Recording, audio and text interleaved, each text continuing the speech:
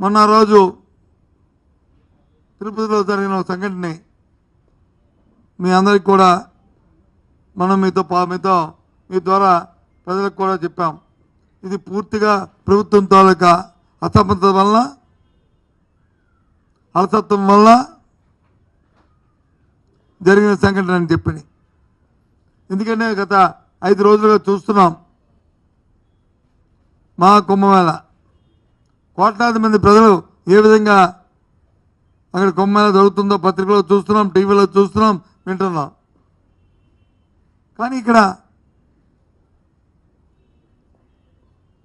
జరిగిన సంఘటన చూస్తే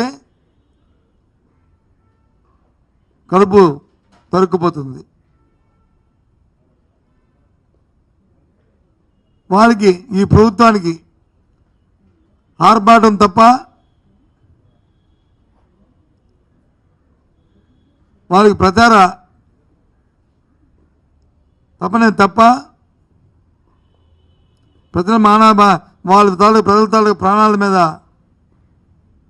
వాళ్ళకేమి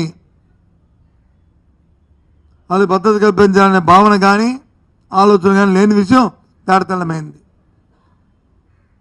సాక్షాత్తు కేంద్ర హోంశాఖ కూడా దాని మీద నిన్న రావడానికి కొద్దిగా ప్రయత్నం చేసింది. నిన్న వచ్చిన హోంమంత్రి గారి తాలూకా ఏదైతే లంచ్ మీటింగో డిన్నర్ మీటింగో ఉందో అది దాన్ని ఉపయోగించుకొని వాళ్ళ రాణి కంటే పరువును కాపాడుకోవడానికి ప్రయత్నం చేశారు. ఇక్కడ పరువు కాదు సమస్య. జరిగిన సంఘటనకి పూర్వపాలన తడకపోవడం ఉంటే అది మన పరువును కాపాడుకోవడం. ఇంకోసారి పునరావృతం కాకుండా ఉంటే అది మన సమర్థతకి నిదర్శనం. కానీ ఇది కాదు. అందుకే ఆ రోజు నేను మీ ద్వారా చెప్పాను, ఏదైతే హైకోర్టు ఉందో న్యాయస్థానం రాష్ట్ర హైకోర్టు న్యాయమూర్తి గారు ఆలోచన చేసి సోమోటోగా మీరు వచ్చి ఎంక్వైరీ జరపాలని కోరామో పత్రికలో వచ్చి చూసి నిన్న రోజు నేను అందుకే ప్రధాన న్యాయమూర్తి గారికి జరిగిన సంఘటనలన్నింటినీ కూడా పత్రికలో వచ్చిన ప్రతి అంశాన్ని నేషనల్ మీడియా, స్టేట్ మీడియాలో అన్నింటినీ పెట్టి ఒక లేఖను కూడా వారికి పంపించాను. దయచేసి మీరు సోమోటుగా మీరు ఇంటర్వ్యూ అవ్వండి, దీని మీద ఎంక్వైరీ జరపండి. ఇది రాజకీయాలతో అతీతంగా ఉండాలి, రాజకీయాలు తావులేదు.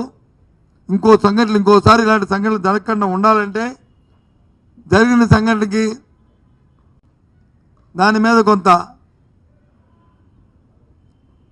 ఎవరైతే అలసత్వం వహించిన అధికారులు కానీ ప్రభుత్వం కానీ నాయకులు కానీ ఎవరున్నప్పటికీ కూడా వారికి తగ్గ కొంత వాళ్ళ మీద క్రమశిక్షణ చర్యలు ఉండాలి. లేకపోతే ఇది ఆనవాయితీగా వస్తుంది అనే ఉద్దేశాన్ని వ్యక్తపరిచాం. ఆ నేపథ్యంలో నిన్న లేఖ కూడా రాశాను. అది లేఖ విడుదల చేద్దాం కానీ మళ్ళీ అది రాజకీయాలతో ముడిపడిపోద్ది కాబట్టి, అది ప్రచార ఆర్భాటం ఉండకూడదు కాబట్టి దయచేసి మీకు అది ఇవ్వట్లేదు. కానీ ఆ లేఖను కూడా వారిని రిక్వెస్ట్ చేస్తూ వాళ్ళ అభ్యర్థిస్తూ అది కూడా పంపిన విషయాన్ని కూడా మీకు తెలియజేస్తున్నాను.